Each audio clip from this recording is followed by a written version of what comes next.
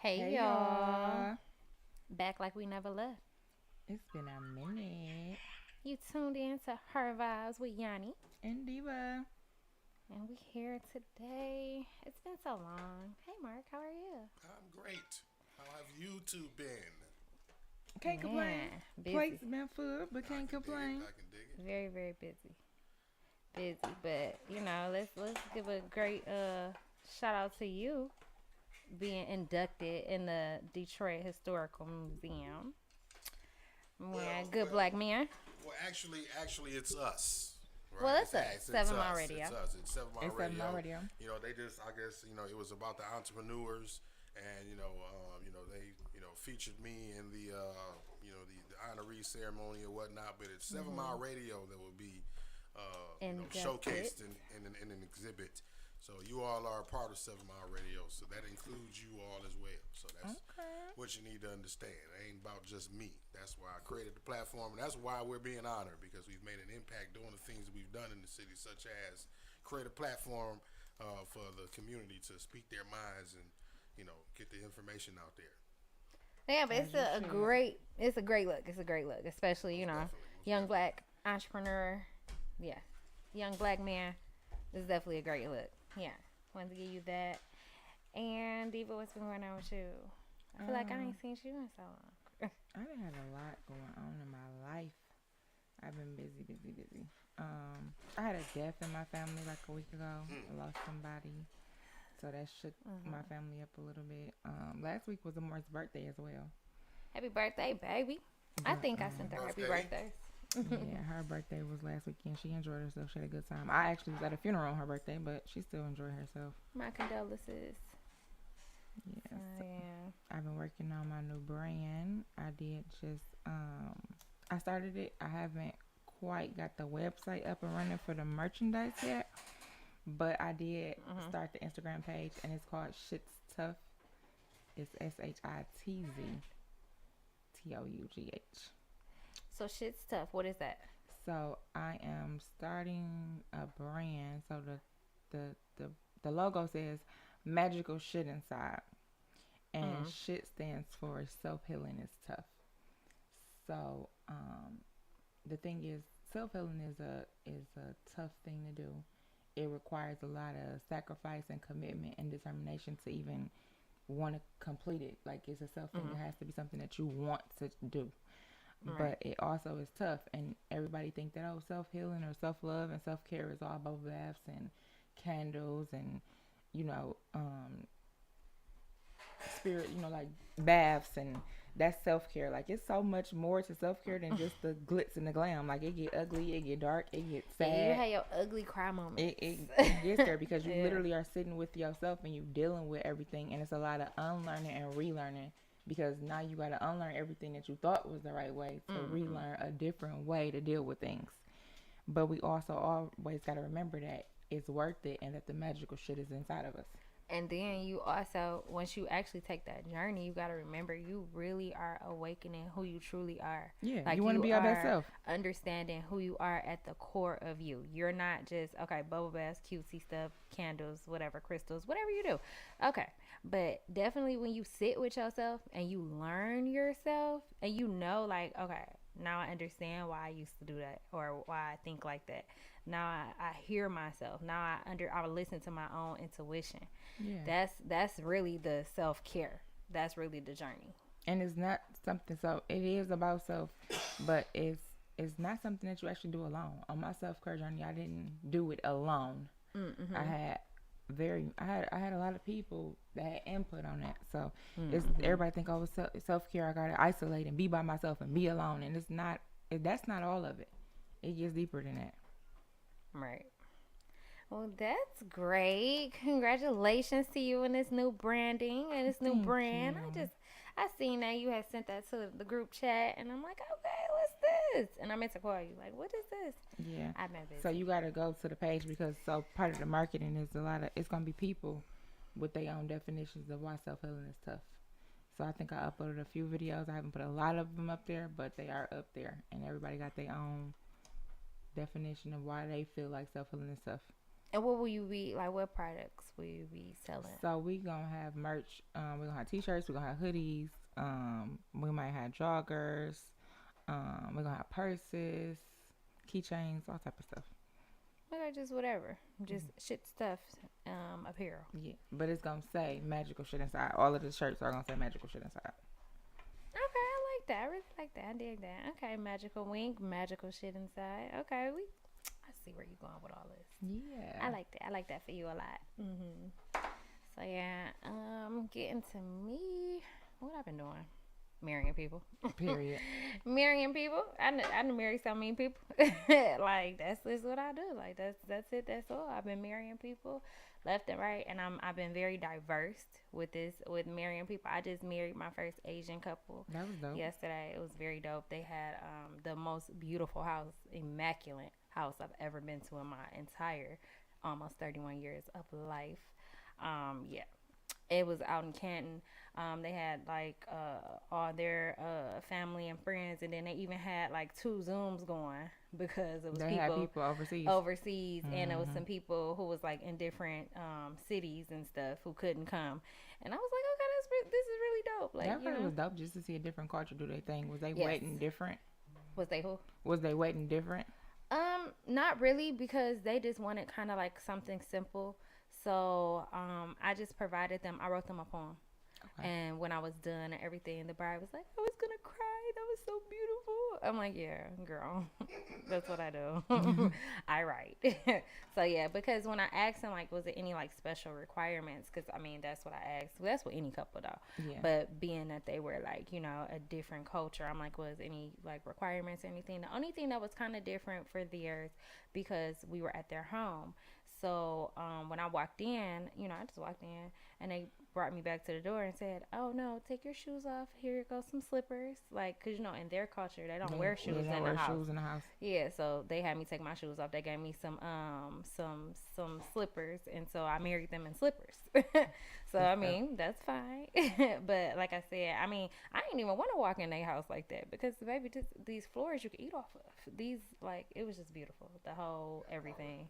Part of why the floors look like that is because they don't wear Because shoes. they And Okay. don't. Yeah, like so it was definitely different, and I was just trying to make sure I didn't like be mindful. I was being mindful of their like language difference, with Oh me. yeah. So like, cause I'm not bilingual in that area, so I was like, okay, like that was the only thing that I was Right. like, So okay. it wasn't nothing ceremonial or nothing that no tradition that they did in their wedding that it not doing normal weddings. No, Was they no, dressed different? no, no. He had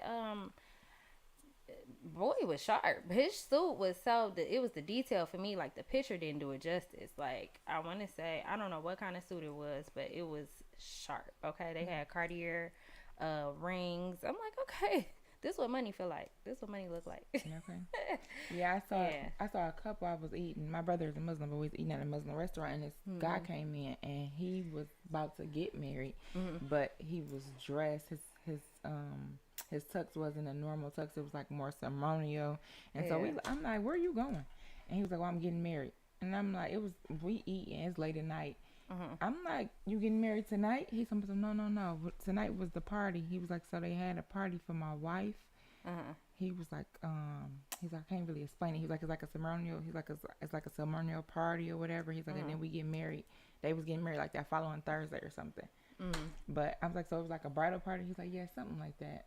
But they just got different traditions. They do. So it's a lot of stuff before they even actually get married. They go through before they actually get to the marriage. Yeah.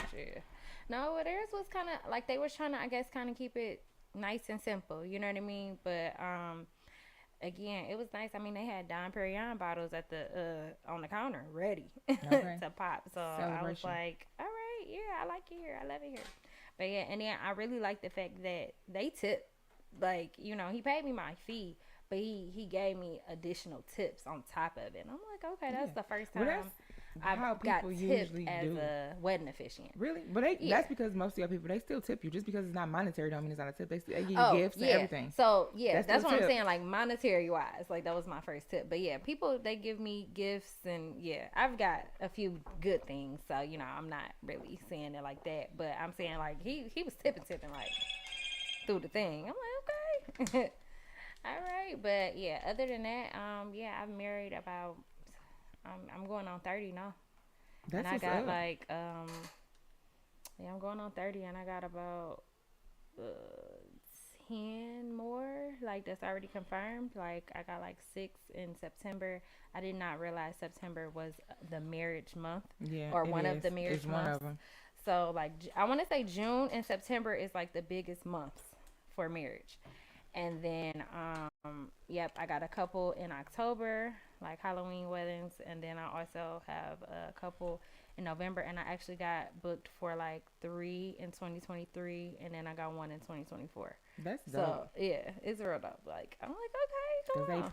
planning. They planning, and then like I'm also like offering coordination services too now. So Oh, that's good. yeah, I'm in that bag too. So I have an actual my first coordination in September, the 10th, and it's a smaller wedding, but Mm. I coordinated the entire thing. So That's what's up. yeah, I'm like, oh, this is my field. Okay. So yeah, Especially when it's something that you like to do, so it don't feel yeah. like work.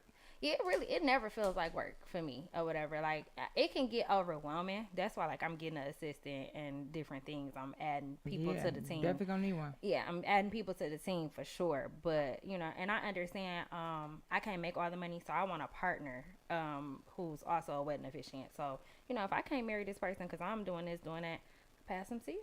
That makes sense. Pass them to you. You know what I That mean? And makes we all sense. up under love story weddings. We all gonna eat. We all gonna win. We all gonna make this money. That's just it. That's all That makes because sense. people always get married, baby. Every day. Every day they get married. I know. See, I've had more elopements. That's why I'm like up at 30. I've Yeah. had more elopements than weddings, but I'm more so post the weddings because it's like a big thing. I Yeah. might post here and there elopement or two or whatever that I've done just to show my versatility. Hmm. But like I post mostly the weddings because But that's I more so. dress with them. Like you know Yeah. what I mean? People do elopements probably because it's just more efficient and you don't Yeah. gotta. And then half of the time, everybody ain't happy for you. So Right. I'm about to spend all this money on this wedding and invite all these people that That ain't don't even come really and happy. gossip and be. Let's just go to see. Like they ain't, Yeah. and then literally come see your wedding and be printing it off, or they ain't gonna make it. They ain't gonna be Right. married long. Like, why are you Why here? are you even You here? really Yeah. came here to be miserable. People show up everywhere to be miserable, and that's They crazy to do. me. That's crazy. But yeah, but with weddings too, like I that's like an added feature of what I do. Like I match the wedding party. Like and I Hmm. always come extra matched. Like But it that be make the pictures look perfect. dope though, Yeah. because they gonna take pictures with you. You the Yeah. officiant, I'm the so officiant, it makes sense for you to match the bridal party when you taking pictures with them. yeah. So yeah, that's just been what's been going on. Like that's kind of how why we had to put the show just a little bit to the side, take a little break. You got your brands going, and then like it's just been popping. Plus, Yes, I read a book. I and told yeah, you I read a book. And it's here. She's here. She's here. She's here. Don't make me cry on air. She's here. Like I've been okay. So I started. This was a fucking idea. Like that's why this is so much or so big for me right now. Like this started off as just an idea, just a note in my phone, hmm and it became a whole thing. This goes back to self care. Like because going through childhood traumas and adult traumas, teenage traumas, whatever, you know what I mean? Like going through these different traumas and actually being able to write it down for other people to read and things and you relive those moments as you're writing them. hmm So that was like a self-care for me in a way because I had to go through this therapeutic moment of reliving these, understanding these, and like getting past it right, completely. Because now I'm completely over it. Like, because I wrote it down, gave it to y'all to read. It's nothing that nobody could say. Like some things that I wrote about in this book, I feel like I used to be embarrassed about. I was ashamed about. Some stuff I never spoke on because it was just like an embarrassment factor. Nah, ain't no embarrassment here, baby. I'm right, giving y'all this because this is just me sharing my story, and I just feel like I'm empowering other people because it's not just geared yeah. towards women You never know what or your story whatever. might do for the next person. Right? It's for anybody. You know what I mean? Because men suffer through childhood traumas too, and my thing is in our community we don't even like understand. It could be the smallest thing that's actually a trauma Mm-hmm. that it triggers you in some way. You know what I mean? And you gotta understand it. And Yeah, when you start that's so true. understanding the things that have played a part in why you're the way you are, then you completely start to understand you, and you can heal and unlearn them bad traits, and Yeah, because just certain things hadn't happened yeah, in people's lives, and that would dictate who they are. So exactly. they be like, "Oh, I'm just," and people love to be like, "Oh, this is just the way I am," but it's something that made you the way No, you it's are. the It didn't just way, yeah, like come into the yeah. world like, "Oh, yeah, I'm gonna be like this." So this, like I said, started off as a note in my phone, and then just a conversation I was having with a friend, and a conversation I had with my sister. And I remember I wrote chapter 1 on the phone with my sister. Like, we on the phone just talking. I wrote the whole chapter, and I read it to her. My sister cried, and my sister was like, "What you about to do with that?" I'm like, I was just reliving the moment, because chapter 1, or the book, was inspired in a way by my aunt, Mm. because I hadn't seen my aunt in 24 years. Oh wow. And chapter 1 goes into the last time I saw my aunt and why I stopped seeing my aunt, in a way. So my mom and my aunt, they were the only two sisters, and my mom cut her off, like her and like majority of her family off for years. Like, it's so much family that I'm learning that we're family. Like, I went to school with people like that, was my cousins the whole time, didn't know that. Didn't know that. Yeah, went to high school with them, knew them, but didn't know that they was family. Right. But that was just the way my mama operated. Out of sight, out of mind, you dead to me. Type of Okay. situation. Like, because my mama was going through her own traumas and her own Mm. challenges of things. So, like I said, I wrote it. I read it to my sister. She cried, and then I sent it to a couple people that same day. And they like, "What is this? Like, this is good. Like, what is this?" I think I sent you You one, did. and I was like, "What? You like this is so good." And then I just kept going from there. I want to say I wrote chapter 1 through 9 in like 12 hours. Like, I was going with my flow. As you should. I was going with my So flow. when you get in the zone with writing, when Yeah. you get in the zone, you in there, like you So in there. yeah. Like, but yeah, it's just a great moment. And then I'm not gonna lie to y'all. So about a week or so ago, I was getting overwhelmed with the whole book release, and writing a book is one thing. That's easy, right? Hmm. It's for me. That's easy. Why is it easy? Because I'm just a writer, naturally artistic. Artistic at heart. Like, you was there on my birthday last year when we went to 90s, and I did like a little open mic. Right. So that's just what I do. Like, I've been writing since I was probably about 11, 10, somewhere in there, because it was like my safety net to like get away Hmm. from the stuff that was going on around me with my family. So I used to write, and my sister, she was a So good you do writer too. poetry. Yes, I definitely do poetry. She was Hmm. there. I'm So a you, poet. well, yeah. Never mind. I ain't gonna say it on there. Well, anyway, yeah, we might have you do some poetry at the Potathon because we was looking for some poets to perform. So that's something that Oh. you could probably do, and you could be a part of it since you was crying in the beginning of the show. Oh yeah, cause don't leave me out. You know how I am. No, and that's the thing. I want to. That's the whole thing. It's an event about including all of us, and you know what I mean, for different stuff that we do. So. Right, and I get it. I get it. Like, we've been on a little hiatus because we've been doing stuff or whatever, and It's been a it lot wasn't going on. even. Yeah, it wasn't even trying to and put that- her vibes down No, or and that's put Seven Mile Radio and that's down. not, and that wasn't the reason You why. know? Like, cause we got 15, 20 shows on the network, and we only broadcasting for 6 hours, so everybody can't. everybody and can't it's go. Like, and then the thing about it, it ain't that everybody can't do it. Everybody can't ride on this trip. Right. Right. So we got on the next bus when we do the second load. Then we would take the next 5, next 6. You know what I mean? She So knew that's I how it was is. bullshit when Yeah, I know, said you know, said. I know. She know. Yeah, I wasn't paying no know. attention. I'm like, She know. I'm playing. She know I just gotta mess with you. I gotta mess It's with you been on the so air though. long. Like that's It's our been thing so though. long. Like, That's we our gotta do thing. that. That's what It's we our do. love. That's what It's we like a do. brother-sister relationship Yeah. at this point. Pretty much. But yeah, so yes, I'm a poet for sure.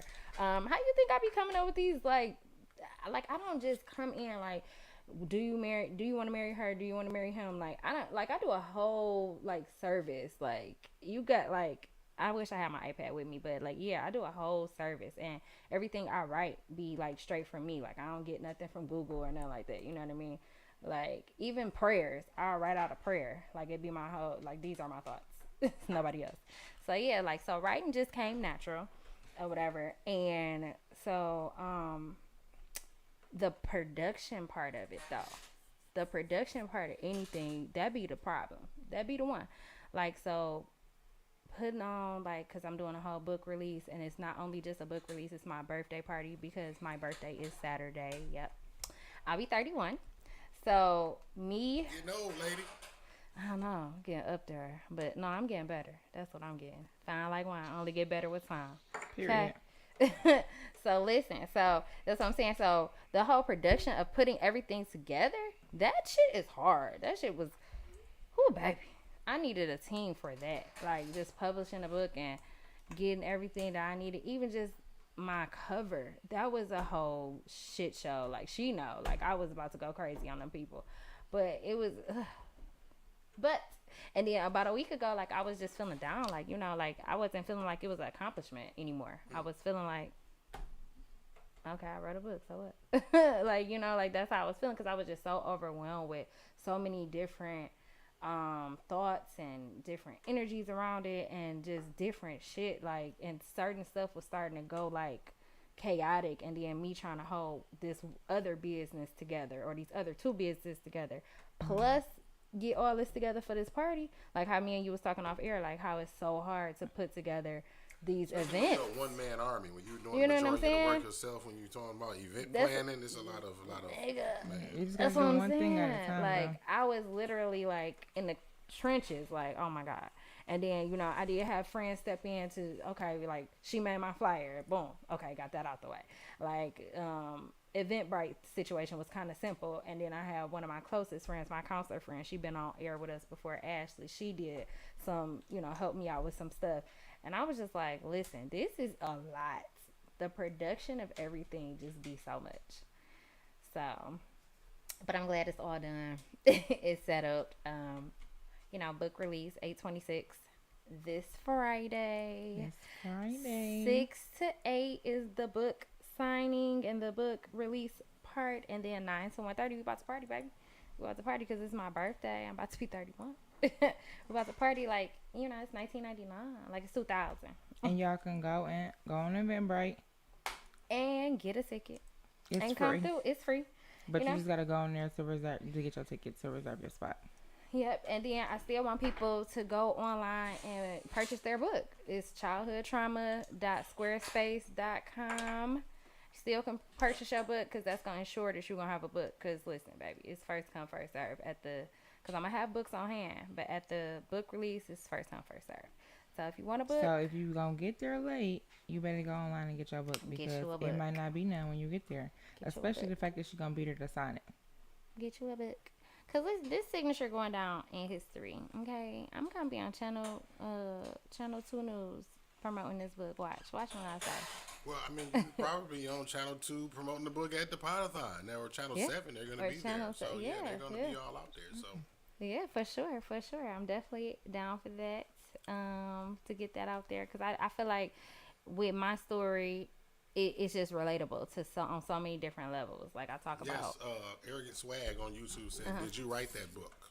Yes, I wrote this book 100%. This is my writing, everything down to the back part of have you healed your little boy and girl inside of you, down to the blurb. So that's what they call it in the writer's world. Yep, I wrote this entire thing, and then even the concept of the cover, I told them the concept. Like I had no help with this, and it's the first time. I just really just put the pen to the paper. Like I said, I've been writing forever, so it's like for people who know me, like family, friends, or whatever, who know me from way back when, they like, oh yeah, we should have known that because I've been doing this. Like I used to do, I've done a couple like poetry in school, like what is it, talent show. In the talent show, and I would read a poem, and they like the teachers would be like, this girl, you 11. What are you talking about with these grown words? And like, what are you talking about? And I'm like, I done been through some stuff. And they like, what the hell you been through? The baby, listen, I already been through and stuff. that's so At crazy. this age, yeah, I had been through some stuff. So, but that's the thing, though. You never really know what people be going through. And the thing is, I feel like within the black community, we aren't raised on love for real. We kind of raised on survival. We come from the era of just take it on the chin and keep it moving, like or pray about it. Pray about it. You be all right. But also, I don't even know if that helps because there's so many people in the world that don't even know that they broken or don't know that something is wrong, and then those same people it's people with heavy vices. It's people that can't go a day without smoking. It's people that can't go a day without drinking. You trying to drink or smoke something away. You trying to get rid of something to happen. And so, Exactly. if you come from a black family and the black family don't communicate, they don't teach you how to communicate. They shun therapy. Therapy. They make therapy seem like, oh, that's for white people. You don't need that. You'll be all right. And one thing my mom used to say, and I mentioned this in a book, she said, you never tell people on the outside what's going on the inside of your house. You never tell them. Yeah. So like it was so much chaotic stuff going on in my house, and that's crazy. That's a I lot of couldn't black tell families nobody. are raised like that. What happens in this house stays in this house. Yeah, Like, I couldn't tell my teachers what I was really going through. So and then, me writing was my outlet. And then you think That's about part that of because the then you abuse. got That's a kids form of in abuse. It's school who control. Yeah. it be kids in school who they grades are failing or they got behavior issues, and those children probably have something going on within their household that they've been told what happens in the house stays in the house. So then when you put them kids aside, like, hey, what's going on with you? And they got to act like nothing is going on because they've been told not to say nothing about what's going on in their household.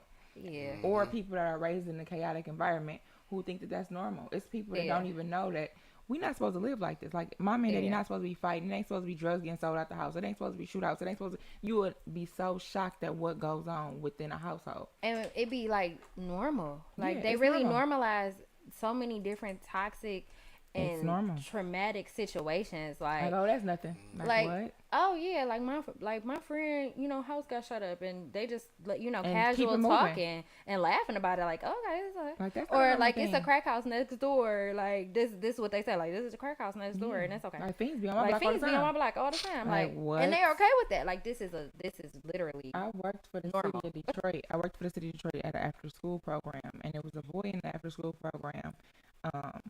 They say in during school hours he had really bad behavior problems. He was always fighting. He was always into it. One day he in the after school program, he kicking. He sitting at the table and he got the t-shirt on. I'm like, who wants a t-shirt? And he's like, oh, this is my little brother. No, this is my big brother. But the big brother don't look that much older than him. So I'm like, that's your big brother. I say, that's a rest in peace t-shirt. He's talking about, yeah. I'm like, well, what happened to your brother? This baby didn't sat up here and told me that he was in his bed asleep. His brother and his cousins or somebody sitting on the floor playing with a gun. Gun goes off. Brother shoots himself. He jumps out of his sleep and wakes up to his brother bleeding on the floor. And he has to. I'm like, what did you do? He's like, I got up and I went to him. He's like, I was trying to smack him and stuff to keep him woke or whatever. But basically, his brother died in his arms, and y'all he trying had to figure out. internalize that. He had to internalize that. I'm sure that nobody got him no therapy, and then he walking around fighting everybody or cussing out the teachers or having these bad behaviors, and y'all trying to figure out where these problems stem from. He going through a trauma that nobody showed him how to cope with. Right. That's why, going back to the therapy aspect. That's why we had Bryson, the 2-year-old who got killed last year. We had her mom. We had his mom on air with us, and I really enjoyed the fact that she said That she put her we son in go therapy, and through they go therapy as a now family. as a family, Yeah. and he does his separate therapy, like her oldest son, because that was a traumatic That was. situation. Like his 2-year-old brother, because she had her other son is, I want to say, like 10 or 11, and he got shot too, though. He got Right. grazed, and then his son, his brother got killed. Right. And you know what I'm saying? Their car got shot up. And the thing is, they So, think that yeah. trauma sits with you for a long time. That's why Yeah. we sitting here having a conversation about childhood traumas that affects grown people because they Yeah. don't go away. They The don't. thing is, if you don't heal from something, I say this on mostly every show that we do. If you don't heal from whatever is harming you, it shows up in every relationship. It's gonna show up in your parenting, in your intimate relationship with your friends, with your family. It shows up because you haven't healed and you have no idea how to heal. It's a lot of people don't even know they're broken, but the people that do know they're broken, then be like, oh, well, I know I'm broken, but this is me. this No, is how I this am. is not you. No, you I've need been to like fix this that. for You umpteen need to- years. yeah, So what's the no. point? Like it's so much gratification in healing because Yeah. once you heal and then you look back at who you once was or the shit you used to do, you like, damn. And my thing is, I did that. healing is not a trend. Like, this isn't trendy. This is just something that people just need to understand, that you have to go through this. You need to. Like, in order for everybody to get to the, like I say in the book, the glorious stages of life, the peaceful stages of life, you have to go through your ugly stage. Exactly. To get And there. to get there, and you got to understand and learn you. Yeah. You don't know you until you face those traumas, those demons. And my thing is, people be so convinced, I don't got no traumas. I didn't go through that, or I didn't go through this, or I was never, raped or molested. Rape, molestation, that's not the only that's trauma. a trauma, but it's more stuff It's than that. so It's much trauma. more.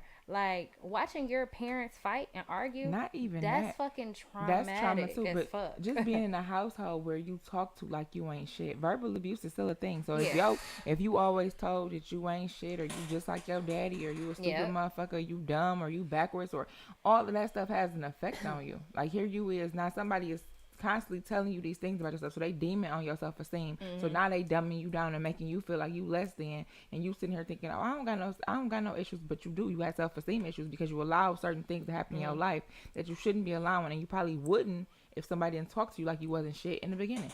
Right. Like I had a friend who they hate when anybody is sarcastic. Like it triggers them. So they ready to fight. If you get sarcastic, they want to fight. And I had to have a real nigga conversation with them. Like, why do why are you so upset? Because I can be sarcastic here and there. You know what I mean? Mm-hmm. And that's also like a trauma for me because like that was my defense mechanism through a lot of things. I get sarcastic. We laugh about stuff that shouldn't be funny. Right. Because it's crazy. You know what I mean? But they like, yeah, my mom used to be so sarcastic, and that's how she used to talk to us and talk down to us and belittle us. Like she was so sarcastic to the point where she was belittling Yeah. in the sarcasm. So they probably had real emotions they trying to express, and they made fun of it. And they made fun of it. It became a So joke. now you can't be sarcastic. And I'm like, at the end of the day, you gotta understand and know when to heal from that though. Because Exactly. people gonna be sarcastic in this life. You can't They gonna make be. everybody not be sarcastic. Everybody's not doing that with the same intentions and the And same right. motives That part. that your mother was That doing. part. You know what I mean? So Yeah. you can't take it and respond the But same that way was a to trauma everybody. for them. Yeah, it was. It was a trigger, right? It's almost conditioned. Like you ever heard of being shell shocked? Yeah. Yeah. Right. When soldiers go to war, right, and they be so traumatized by the bombs and the loud Yeah. noise, they come back here. And if they hear fireworks, they get the they yeah. triggered. You know what I mean? By it. So it's just like you conditioned by what you went through. To the point where now when you see any inkling of it, it's like, oh my God, it's like they shell shocked from their experiences. You know what I mean? They went through it so much that they see any inkling of it, or anything that reminds them of it, it just sends them into a space. Mm-hmm. And self-medication, let me put this out there. Self-medication is not healing your trauma. No, it's drowning it. And it's not self-care. And it's not. And I'm not knocking nobody for doing whatever they do, but don't take that as a form like this is how we get through our problems. We gonna just get high, we gonna get drunk, we gonna Because have a good the thing time, is, but once you don't come try off to of that use high, that those as a problems way. ain't went nowhere. Them problems went You nowhere. sitting up here, you high all the time, you drunk all the time, but your problems or whatever got you feeling like you need to be drunk and high all the time. It hasn't gone away, because if you still constantly feel like you need to be drunk and high all the time, then that problem is still sitting with you. Exactly. I remember I was so hurt and I felt broken. This time last year, I want to say, well, a little bit before this time last year, but last year essentially. And I remember I was drinking every day. Like I was drinking so much, it was ridiculous. And I'm like, I just got to get drunk and now I feel better. And after the drunk and everything wore off, I was in the same position. Mm-hmm. So that's what like. So then you feel like, oh, I gotta keep getting drunk. That's how people keep right. doing That's their how vices. they keep doing it. But I was just like, this is going nowhere. So that's what kind of like motivated me to get on like a self-healing journey. You know what I mean? And understanding like the love for myself that I need to have. So that's what helps. Like I was like, getting drunk is not helping. This, you know what I'm saying? Like I still feel broken. I still feel empty. I still feel like this. I still feel like that. You still feel all your emotions that you was feeling. Yeah. Once the high wear off. Yeah, because that's all. It's only a temporary fix. Like it's temporary. That's why when a crackhead, they go get they crack, they get high for a minute, then they gotta go back. They gotta keep going back because it's only temporarily fixing this situation. Mm-hmm. My thing is, what is the permanent solution? What are you gonna do that's gonna constantly elevate you and make you feel better? But at the same time, it gotta be something that you want to do. You can't make nobody want to heal. It's some people that don't know how to not live in chaos. It's some people that I know somebody knows somebody that always got some drama in their life. But unless they mad about something. If they didn't have the drama in their life, they wouldn't know what to do. That's the only way they could function. Yeah. Because just they come from chaotic. If you come from a chaotic environment, you never know if that's something wrong. Then you gonna live your life in a chaotic way because that's what you came from. That's your normal. So why would you try to change that if that's how you normally was raised? Like ain't nothing wrong because I was raised like this. My mama did this. My grandma did this. People always complain, find something this to complain wrong. about. Because you ain't happy unless you mad about something. And that's crazy. Like, I don't even understand how people sit around. And I know somebody who's literally like, it's too peaceful in here.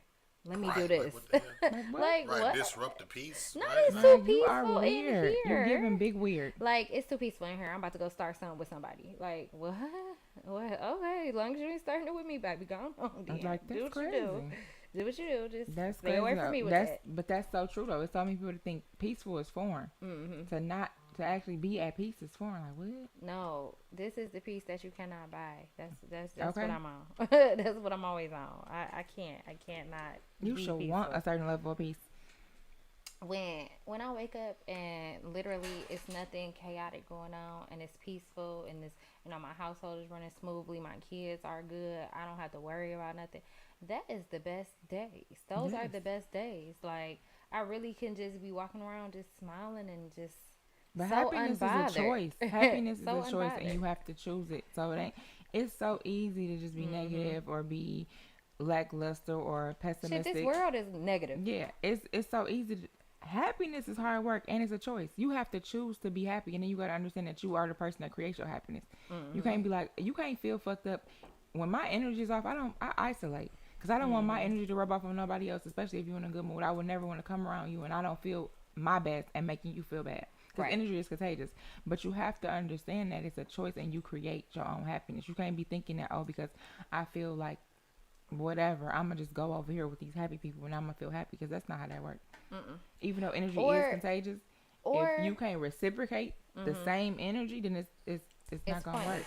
Or you got people who they get into relationships and they tear the They person drain the down shit and out of the drain person the they other was with, person Ooh-wee. because drain the hell out of they them. are already happy. You not happy. You unhappy with yourself, and you trying to And find the now you happiness through them. projecting that yo, It's crazy. now you projecting how you feel on them, and it's tearing their happiness down. Hmm. Because they gon' People if don't they know. are already a happy person or they already who they are as a person, they gonna keep on trying to pour onto you. But you can't pour Hmm. from an empty cup. That's why I say you gotta go where your energy is reciprocated because you're gonna be drained as hell. Hmm. Yeah, because yeah. And then you gotta understand. Like I feel like when you start dating, and as our big adult age now, you gotta start asking people, what is your childhood traumas? First of all, my age ain't that big now. Hold on. You bigger than me, sis. You bigger than me. I still look younger than you. Baby, nah. Baby, They nah. think I'm a teenager. No, baby. With that hairstyle, yeah. Girl, wasn't you just green? Girl, now what's You this know how color? I What's do. this color? This is This actually fuchsia. called fuchsia. Yeah, see, I know my colors. She was lime green. Now she a fuchsia. Fuchsia fair. I think I'm a A run. fusion. What was the damn restaurant we went to? Fusion Flare. Fusion Fusion flare. Flare. We Yep. need to have another brunch date like that. That was nice. I That just was saw really something lit. about a brunch, but it's on the paddle boat. Do a brunch. You paddle on the bike thing, drink, and then they take you to a restaurant and you eat. We need to plan something. We do. Y'all be playing. But yeah, now that I'm done with my book, put it in the camera. Now that I'm done with that part, I swear, this was like a real life. This was a thing. This is a real thing. Like I can't believe that my name is, out here as a published author. Like But that's be the best accomplishment when it's you so done crazy. did something and it started off as a thought and and you made it something. That is like the best accomplishment there is. That's how I felt about Magical Ink when I did it and launched it and people was buying from me. I still have people now like, don't you sell lashes? Like, how you know me? Yeah, and then like it's crazy because like my godmom, she is the one who told me 10 years ago, you need to write a book.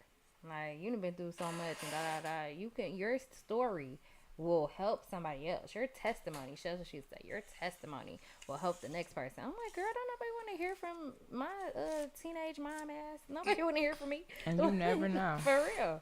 Like I'm a whole teenage mom. Like I can't say dropout. I graduated high school and all that, went to college, but I'm still a teenage mom. And I was like me putting myself down. That was still me going through my own traumas within myself. Like still having all that like I guess embarrassment and feeling a way about just certain choices I made. And Now, you keep saying that I'm comfortable. that embarrassment part. I think that's a lot of the reasons why people don't want to go to therapy or why people don't want to deal with their problems because the stuff you have to sit up and sit with or say out loud, you like, dang, we all are afraid of being judged. Yeah. Nobody wants to be judged. Nobody wants Yeah. nobody to look at them crazy. Like, well, I'm not saying that out loud because people gonna be looking at me crazy. Yeah. And sometimes, well, not sometimes. I'm sorry. I'm gonna take that back. all the time you gotta say fuck everybody and what they think. You do. It You do be do. like that, but Like fuck them people for real. that's the first rule of First rule self of care. self care. Fuck them people. Like for real, because But I do you get gotta it though. understand you. Like you gotta be so comfortable. You gotta get to the point of comfortability. The point of comfortability is like I do what I want because it makes me happy. I say, things out my mouth and not to offend nobody else, but I'm gonna say how I feel and mean what I say. You know what I mean? I'm not gonna be embarrassed for feeling a certain type of way, especially now in this stage because I've unlearned the toxicness. You know what I mean? Like, I mean, we still got our own little traits that we still learning through. But the thing But about the self thing healing it is, is not it's a something that constant journey. stop. It It don't never stop stops. at a certain age. It never You gonna stops. be self healing. You could be on a self healing journey for the rest of your life, but it starts when you actually realize what's going on with you and that you Yeah. want to change what's going on with you. But that don't mean just I'm still on my self healing journey. I've healed from things. I'm still healing from certain things. Like Mm-hmm. it don't just stop. Like, oh, now I just acquired this part of it, so I'm gonna Yeah. keep going. Like it don't just, oh well, I only need self healing for 1 or 2 years. I'm gonna be good. It don't work like It don't that. go back like that. It's a Yeah. constant thing. It's constantly working on yourself. Yeah, like and in my book, like that's what I touched on. I gave the the the most heart wrenching scenarios of what happened. Of what like these are actual stories though. Like this actually happened. Like exactly how I said it. And I gave those like very significant stories. I didn't go into like 100% everything that Hmm. I've experienced, but I gave the most crazy or not crazy, but the most traumatic Hmm. stories that I could remember and recall that could help somebody else. Like I talk about domestic violence, like, and I'm talking about it in several different ways. I'm talking about it me witnessing domestic violence amongst my parents, Hmm. me going through my own personal domestic violence. And you It, know you what? know, That might have stemmed from your childhood trauma because the thing is, your mm-hmm. subconscious mind picks up things and then you subconsciously are doing them. You don't even know it. So Right, you might have questioned yourself later on in life, like, damn, why was I with that nigga and letting him treat me like X, right. Y, and Z? But as a child, you ain't But I witnessed learned nothing. that. Right, that's all you was. That's That's all all I you saw. saw. I know a Mm-hmm. boy who used to see his mama get beat up, and out of his mouth, he was, I ain't never gonna treat women like that. And then later on down the line, He was he treating women became like that, and that. he's like, Yeah. I don't want to be that person. I don't want to be beating on women. But your subconscious mind only saw a man beating on a woman most of your childhood life. So why Right. wouldn't your subconscious mind automatically how you behave that way? Just like if you had a drunk parent, Mm-hmm. or a parent that's always high, or a parent that's always on drugs, you subconsciously gonna be trying drugs. Right. And we in the black community always tell our kids, "Oh, don't Don't do what do. I That's what I'm do. about to say. Do as I say, Do not as as I I say, do." not as I But you do. have to be the whole You gotta example. You show them. can't tell somebody, "Oh, just do as I say and not as I do," and then they see you doing all the shit you told them not to do. That I feel that like we talked contradicts about yourself. this already because I realized I feel like Mark talked about his My his son with the son chips. with the Hmm. chips, and you like, nigga, don't eat the chips like that, and he like, this is what you just did, the shit. Like you eating the chips the same way. You doing it the same way. I mean, it's a little messier for me because I'm smaller, But but I'm just trying you to do what just you're did the doing. same thing. I'm just trying to be I'm like just you, trying to be Dad. like daddy. Like I want to be like my daddy. But yeah, Exactly. so and I feel like that's 100% why I went through my domestic violence situation that I did go through in the past. And then I talk about rape. I talk about like I said, embarrassment is the biggest thing because underlining the whole emotion over everything I went through was embarrassment. You know what I mean? Hmm. And then I talk about me being a teenage parent. I got pregnant when I was 14 years old. Right. I barely know how to wipe my ass, but I was about to have a baby. So, I had to really like talk about that. I had to talk about all the things that stemmed from like Even just going this through all that. So I'm train. about to just ask you because I ain't read the book yet. I know y'all like what, but don't worry. I'm gonna read it before Friday. How about that? No, you ain't, Yes, because I you ain't am. getting no I'm about to copy steal yet. her copy. Y'all don't even You're worry not about that. about to get a copy Don't worry until about it. Friday, So I ma'am. can. Don't worry about all that. Ma'am, Don't worry about what happens off here. So, anyways, listen here. in the thing in the book, you said you talked about um being a teenage mom. Was there Yeah. ever a point where abortion was an option? Was they trying to make you get rid of your baby? Um. Okay. So when I found out I got pregnant, I talked to my mom. So me and my mom at the doctor, Mhm. right? The nurse comes in, like they did a So pregnancy wait, did test or you know whatever. you was pregnant? Is that why you went to the doctor, or you just going for some random? This was just a regular checkup.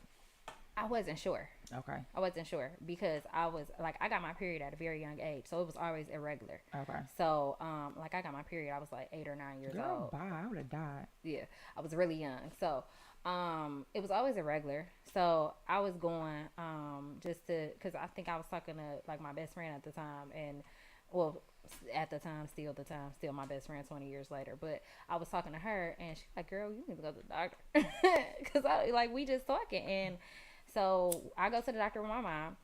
The nurse, however, she pulls me out the room because they run a pregnancy test. She pulled me out the room. She like, "Listen, I want to let you know before we tell your mom Because she's like, I that don't want you to get beat up in this that office. you're pregnant, but because you're pregnant, you have the right to, just have this as a personal disclosure to you. Your Like, you mom don't, like, can because step out that's the against room. HIPAA laws. It's because against you HIPAA. Still, you Yeah. still are your own patient, and that's your personal business, And then, parent or no parent. Right. And then the thing about it is, like, if it was just like a common cold or something, they could have talked about it with my mom. But when you become pregnant, they consider you as an adult. Yeah, You know what I mean? You didn't create a life. Right. Yeah. So they like, you're an adult. Like, if you want your mama in here when we tell, when the doctor come in and talk to you, you can have her in here. But or if you don't, we won't.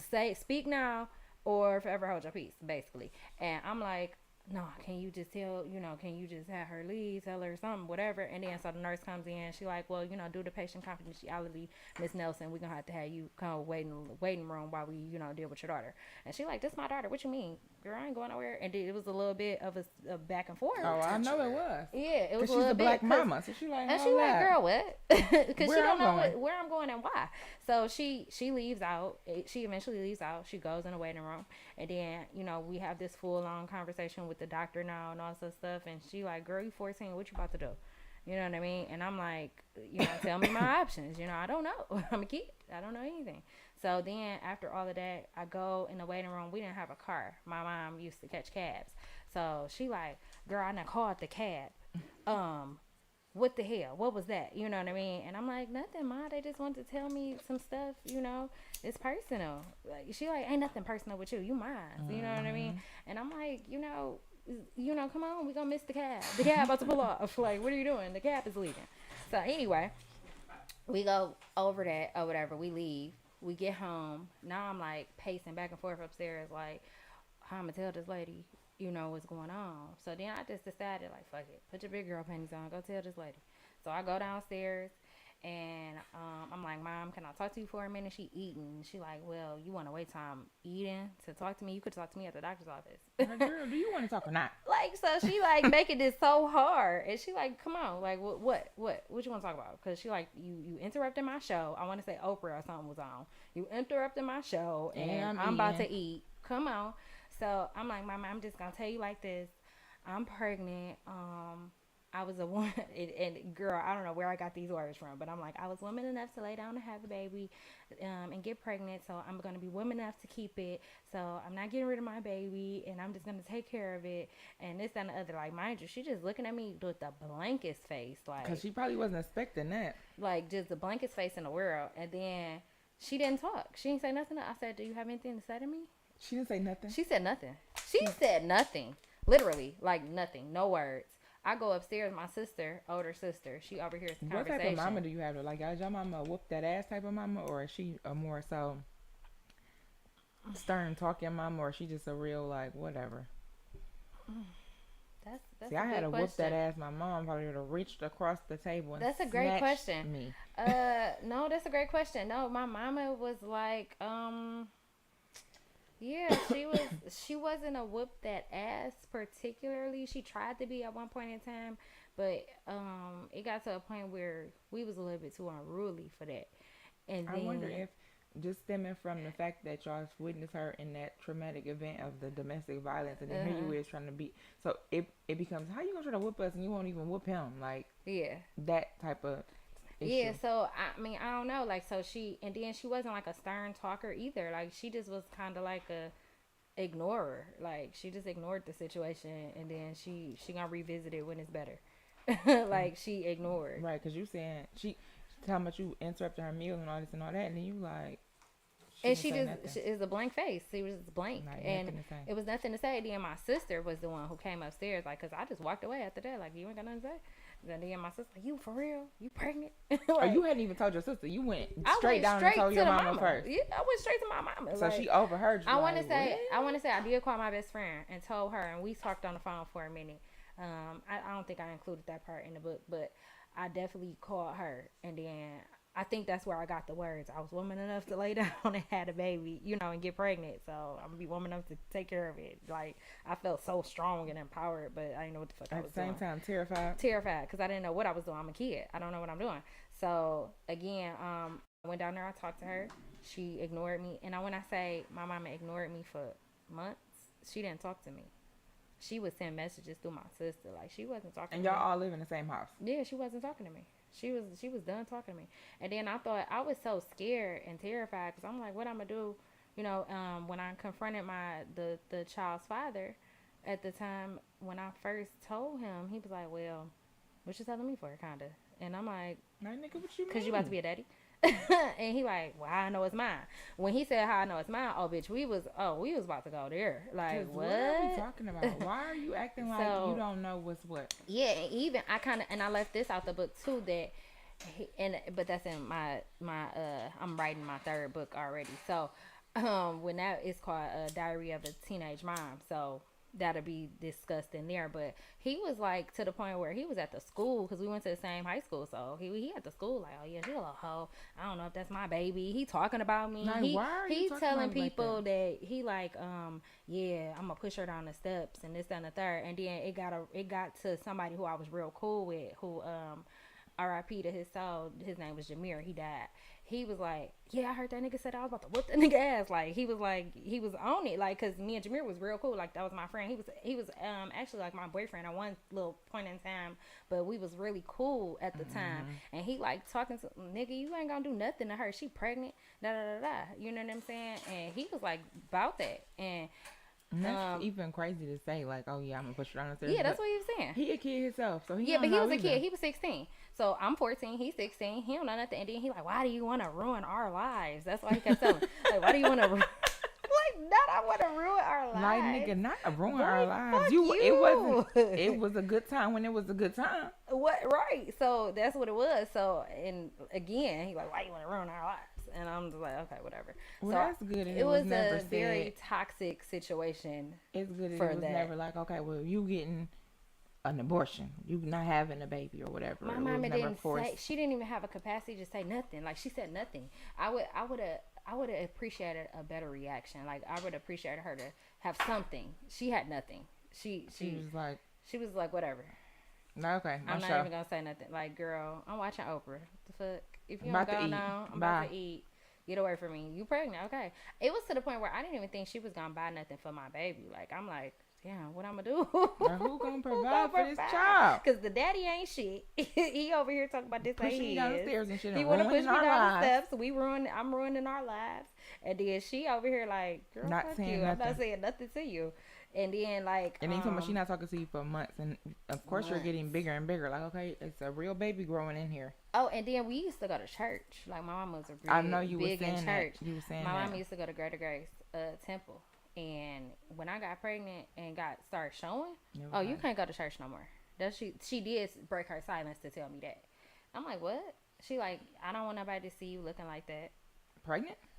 Yeah, she's like, you 14, you pregnant. Then when I had my son, I was trying to get him Christianed at that church, and she like, nope, we can't do that. And then when I talked to them behind closed doors, they like, well, we can do a private ceremony, outside of church hours. We could just do a quick little something in the back of the church. I'm like, what? No, why I can't be done in front of everybody like everybody else is? They're like, oh, because you're unmarried.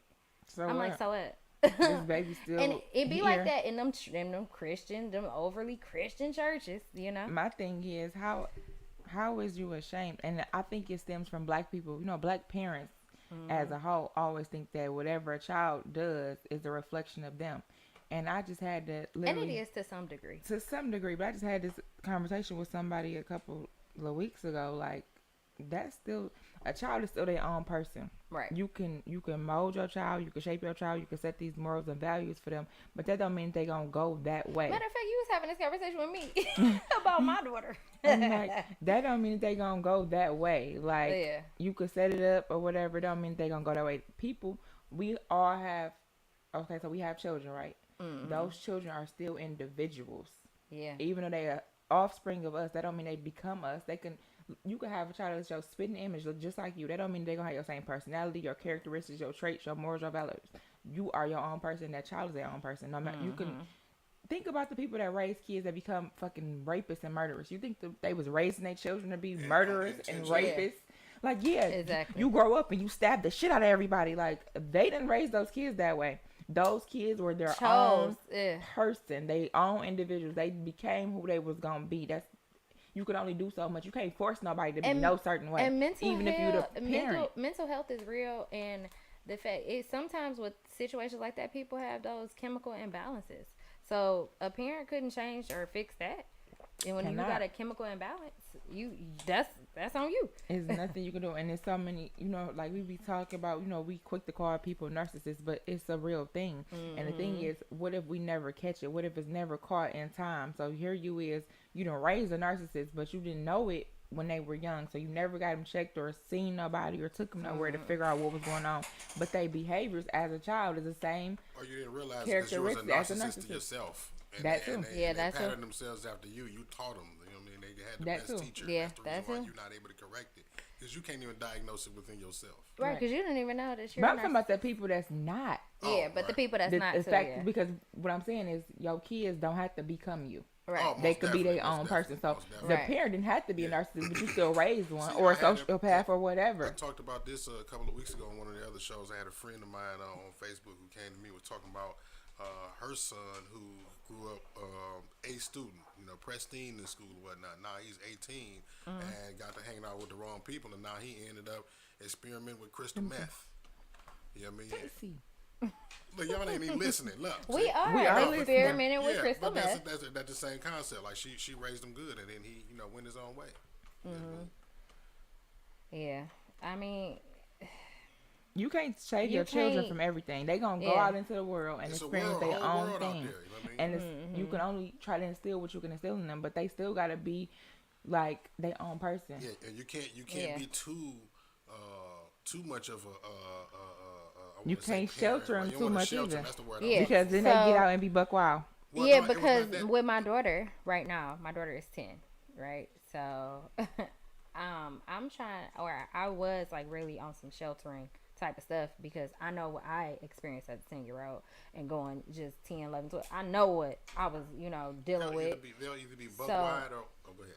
No, but I know what I experienced. So I be trying to shelter her, and she's trying to be a city girl. And it's like, girl, I'm not raising you like that, so I don't understand that. You know what I mean? Like, you don't see me Influence, doing outside any of this. influences. Yeah, so, and it's really in this generation, fool I was talking she's just trying to be having, a city girl. for real, I was just having a conversation with somebody else, like, this generation, we can't even protect them from the stuff that we was protected from, for real, because it's so much out here that they can have access to. And now it's cool, right? We got a group of people who are fighting for letting the kids see any and everything. Yes. You know what I mean? And that's dumb. That's dumb as hell, right? That's really let dumb. Let me as the parent Decide. what I want at the level that I know my child is at, and when they're able to receive certain information and see certain things. You know what I mean? Yeah, like they want to teach sex ed as early as first grade. You know what I mean? Like, why are we teaching sex ed in first grade? Like, why is we even sexualizing these kids and everything that y'all do? And then, like, just like even with the LGBTQ community, they want to put like so much into this kid programs, and I just don't understand. The gay BCs. The gay, right? We already did a Yeah, show we about did that. about The that. gay BCs, and it's like, what is we doing? Like, why are we trying to put and enforce and instill this in our children so young? And it's like, what is it? Population control? Because it's same sex. You can't procreate. That's what they fail to 'Cause I realize. But everybody say, feel "Oh like, well, you can man. adopt." Well, if you keep pushing this, we won't be. It won't. It ain't gonna be that none to adopt. Ain't nobody gonna be here. Ain't nobody gonna be making no babies. Like, what are you talking about? Like, it's just a lot. Like, it's so much. It's hard parenting these days. It's hard dealing with your own shit. It's hard. People don't want to face their own stuff. Don't want to face their own traumas. Like, Then It's a in regards to like sheltering your child, right? Not only could they possibly turn out buck wild, but if you Yeah. shelter them too much, sometimes you can render them to the point of being unprepared for the world, right? Yeah. I had talked to it was another conversation we had on the Think podcast, a show before y'all a couple of weeks ago, where the mother was talking about how her son now is an adult and Mm-hmm. told her, like, you know what I mean, you shelter me too much because now Yeah, I'm out here in the world and I'm prepared. I don't know how to do certain that's things. You true. kept me away from so much I that I dated a didn't even know, man you know who what I mean? was he was so sheltered. Like anytime it's a problem that came up with anything, he calling his mama, and it's like, See? bro, you Because he don't know how to handle things on his you gotta own. learn how to handle this on your Because own, when baby. you do too much for your kids, they become dependent on you like that. Yeah, Yeah, some parents raise their kids to be dependent. You know what I mean? They yeah, always add they train they train their kids to find solutions in other people right. as opposed to Finding it figuring in out how to do it, themselves. figuring Yeah, out how to do it themselves. I mean, well, go get this person or get yeah. that person. It's like no, like I'm like, there's not always going to be somebody to help. But then the flip on that, like me, I grew up kind of like I had to shit. My mama shut me out, so I had to kind of figure it out on my own. You know what I mean? In See? so many different ways. So me now, I be trying to help my kids so much along the way, but I realize as a parent, I gotta pull it back because you gotta learn it too. But I'm You just got to not learn gonna leave. survival skills. I'm not gonna gonna leave you out I'm in not the gonna leave you. I'm wolves. not gonna leave Like you hanging. I feel Yeah. like I was left out in the wolves here and there. You know, my mama did that, but she came back with like right on time. Like you know how they say God be right on time. She came like she always kind of come right on time. But she be leaving me out there like figure this shit out. You thought you wanted to be grown? Do it. Do it then. But yeah, I definitely be trying to like I guess put that sheltering around my kids and that extra love and that I feel like I didn't get as a child because my mama she didn't have the capacity to do that. You know what I mean? Because she had her own childhood traumas. My mama never faced like childhood and adult traumas. My mama's her mother was killed by her own father in front of her when she was 5 years old. So my mama had childhood traumas. My mama had Definitely. adulthood traumas. That's probably why she even was in a relationship with your dad and allowed what was going on to happen to Yeah. her because she experienced something traumatic and never healed from and it never herself. healed from it. So yeah, my mama she never healed. You know, I love my mama dearly. You know, and I used to hold so much resentment for her. But Not like I'm reading the book and still chiming in on the stuff. go now. But I had resentment for her, but now I You don't. cheating. You got to pay for that book. Bro, you gotta pay for it. You read. First of all, you read. think You about what y'all buy. talking about. Girl, right? You cheating. Listen, We're Mark. gonna have an interview next Sunday about the book. I told her to get a vendor table. That means she get an interview about the book. Okay, I'll do it. Okay. Magical Week needs to get a vendor table too. Like That this pod, as well. all that. We gotta do this. Come on. It's Quiet, I'm September, reading. girl. Let's get this So, quiet on librarian it. head ass. Come on. I hate her so much. Like, girl, go now. But yeah, so yeah, book is available. I should have had you put the link in the bio, but childhoodtrauma.squarespace.com. You can still pre-order. Oh, you can pin it in the comments. Hold on, Yeah. I'll put it up there. Pin it in the comments. Thank you, babe. And should we have some healing energy for today? What's the healing energy? I feel like- Childhoodtrauma.squarespace, right? Yeah, .squarespace.com. What's the healing energy for today? Is it on me or is it on you? Because I think it's on you. Okay. Hold on, I wait, don't let me know. put this up here first. I have no idea. Squares. I feel like we talked about my book, so now it's your .com. time. Give some healing energy. Yeah. Mm-hmm. Childhoodtraumas.squarespace.com. Yeah, childhood trauma though. No Okay, S. so I just put it in the comments. If y'all want to go grab y'all a copy of the book, that's Yep. the link. Book release official is this Friday, 8/26. And make sure you be on Eventbrite. Go on Eventbrite get your and get your tickets. ticket. And it's under the same name, Childhood Trauma. And the book signing is And from the 6 to book 8. signing is from And the 6 to turn 8. up is from 9 to 1. It's at the Reserve 813 on 6 Mile in between Wyoming and Myers. And make sure So, that you come stepping. We dressed in some Big stepper, okay. This is a event. This is My black tie. friends texted me like, "How you want me to dress?" Big stepper. That's it. That's all. That's Period. what we do around here. But go ahead, get this healing energy to these people. Okay, so I don't think I want to get this back to you. So Ma'am. the healing Ma'am. energy for today Ma'am. is the healing energy for today. We talked about a lot. We talked about childhood traumas. We talk about a lot. We We talked always about a do lot that. of We be stuff. unpacking. This is therapeutic. Okay, so healing energy for today is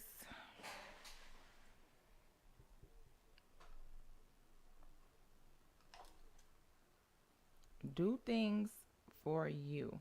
Make yourself happy, make yourself a priority, whatever that may be.